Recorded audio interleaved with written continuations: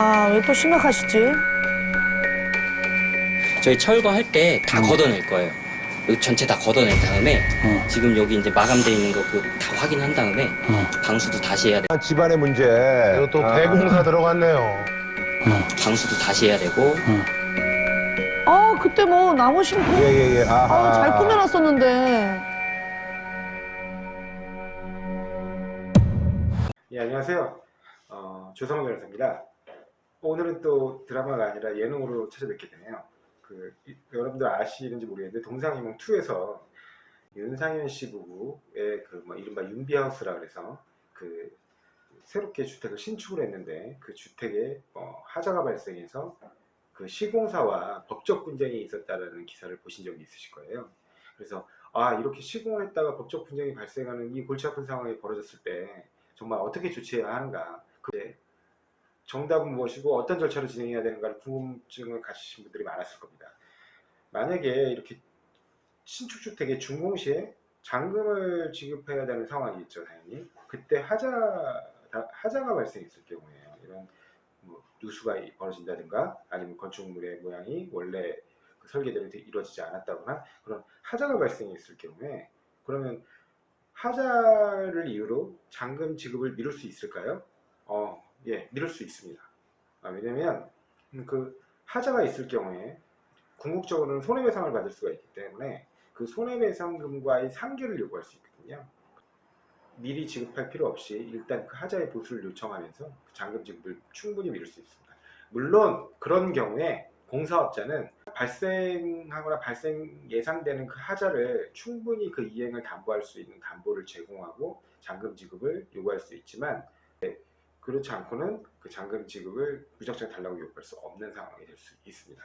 그러면 시공사 측에서 하자 보수를, 시공사 측이 이제 이렇게 되면 신뢰관계가 깨질 수 있지 않겠습니까? 그럴 경우에 시공사 측에 하자 보수를 맡기지 않고 다른 업체에게 하자 보수를 진행한 다음에 그 금액을 청구할 수 있을까, 이런 의문이 있을 수 있습니다.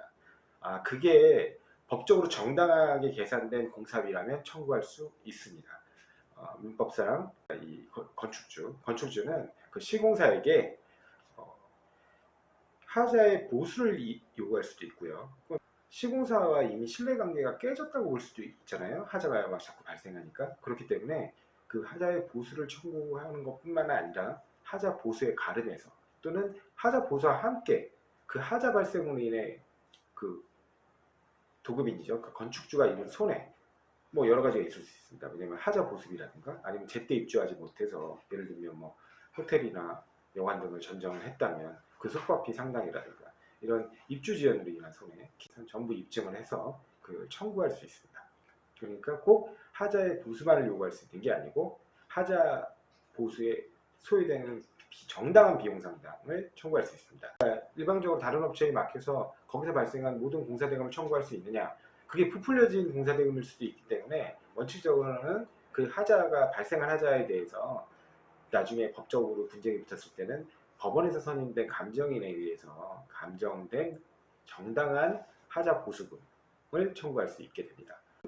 내가 다른 제3의 업체에 맡긴 돈 전부를 보상 못 받는 거 아니야? 그런 위험이 있을 수 있기 때문에 이런 일이 발생했을 때는 먼저 신속하게 다음 속행공사를 진행하기 위해서 법원에 증거보전 신청 제도라는 게 있습니다.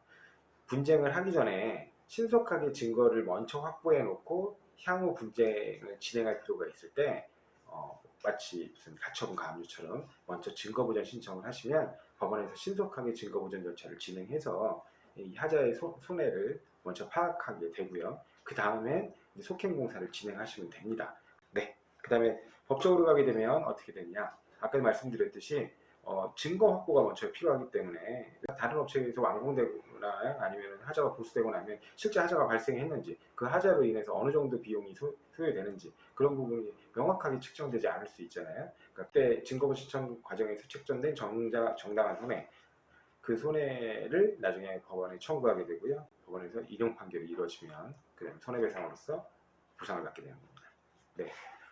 오늘 좀 약간 복잡하고 법률적으로 어려운 문제이긴 했는데요. 아까도 말씀드렸듯이 이렇게 하자가 발생하는 경우에는 그 시공사에게 하자의 보수뿐만 아니라 그 하자 보수에 가름해서 그 하자 발생으로 인해 내가 입은 손해, 그러니까 제3의 업체에게 그 하자 보수를 맡겨서 처리해야 되는 그 비용이 대표적이겠죠. 그런 비용도 청구할 수 있다. 그러니까 꼭 하자 보수에 한정되는 게 아니라 금전 청구도 가능하다. 예, 이거 정리해서 말씀드립니다. 예, 이상입니다.